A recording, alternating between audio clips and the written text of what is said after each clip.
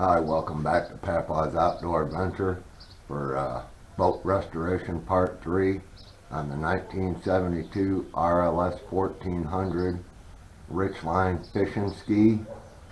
First thing I'd like to do is go over and show you the update on the old trailer that I finally got her finished. So let's go look at that and check it out.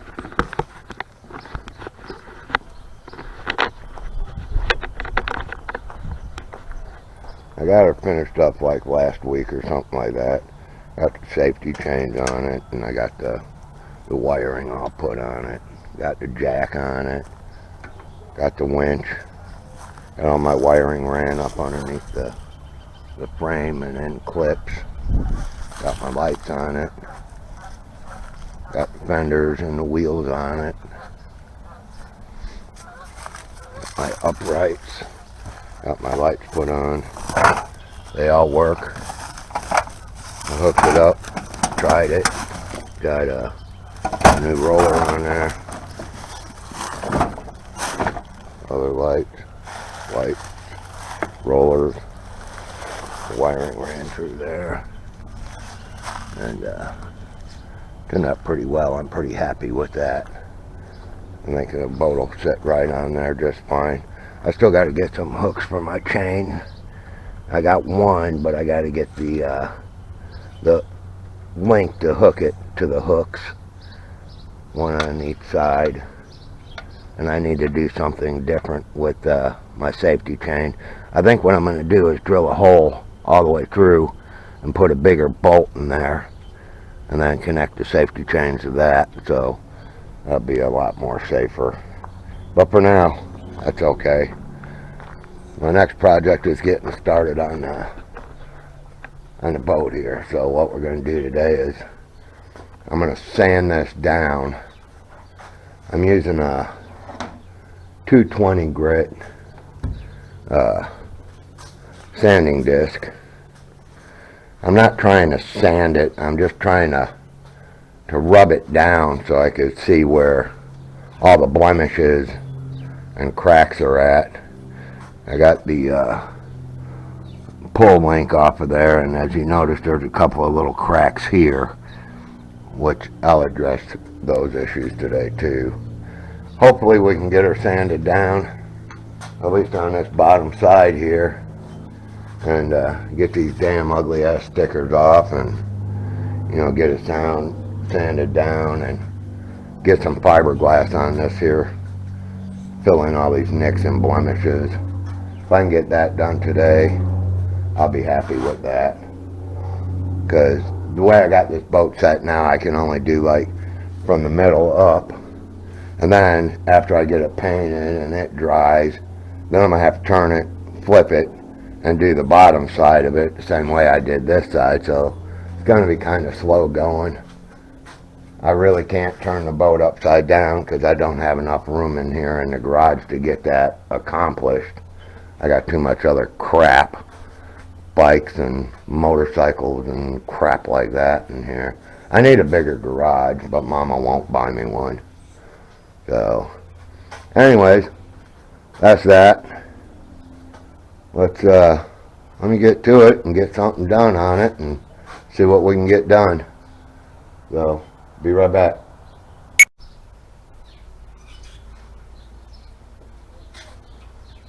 Okay, so the first thing I recommend when sanding fiberglass like this, and like I said, I'm not trying to sand it, I'm just trying to rub it down with that 220 just so I can get a rough surface that where the primer will stick to it, as well as the fiberglass.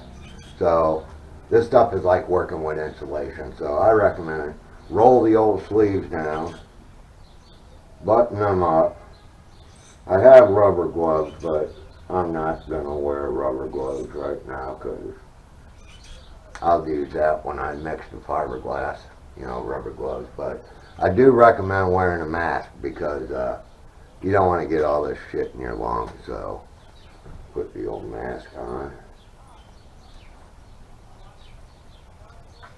And there we go. We're good to go. Let's see how it goes. Gotta plug it in first, that's a help. You always want to plug your sander in, because if you don't plug your sander in, it will not work, and I don't care how much gas you put in it. It ain't gonna work.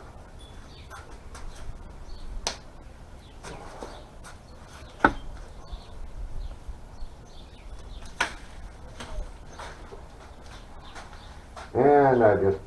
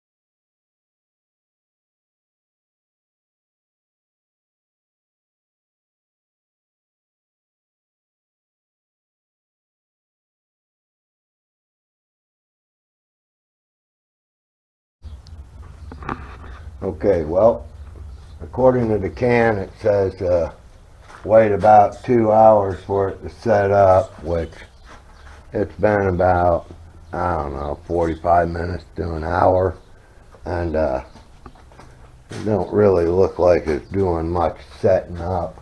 Of course, it's in the shade and it's not in the sun. It is about 70, 72 degrees, something like that out here, and this front's starting to set up pretty good. So, I didn't touch it, but It's going to take a while. I think it's going to take a good while to set up, and before we can sand it and start getting some primer on it. I want to get this side done completely before I flip it over and do the other side. And then once I get the other side up, like, you know, like from this section here up, once I get that painted, I'm just going to go up to the rub rail here. I'm not going to worry about taking that off or anything like that, because, you know, I could, but that's just a hell of a lot more work. I could take that off when I get the boat up on the trailer too.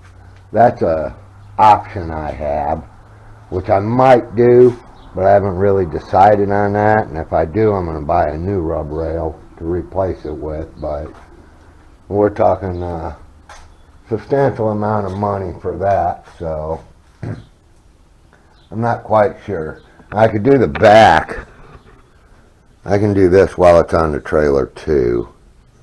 So pretty much everything from the center up to the rub rail, I have to get that done, and then I'll get the boat back on the trailer. And once I get it back on the trailer, then I can start on the inside and the top side and the back, you know, and all that good stuff. But for now, I think I'm going to give this like a couple of days to dry, because, you know, with the weather being what it is this time of year, it's kind of crazy. So, other than that, I'm pretty happy with it. I think it's going to work out good. I'll slap a light coat of primer on there, and then I'll lightly sand that down with 220 as well again.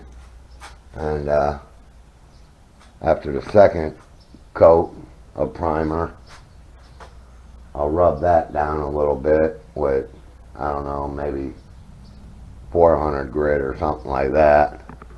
And then I'm going to put 2 coats of paint on it, and I'll use like a 600 wet sand in between those coats. So anyways, that's what we got so far. Let's give that a few days to dry, and you know, get back at it the next nice day we got, because I really like it to be at least in the 70s to be working fiberglass and paint, because, you know, it's a lot of money to be wasting it. You don't have to.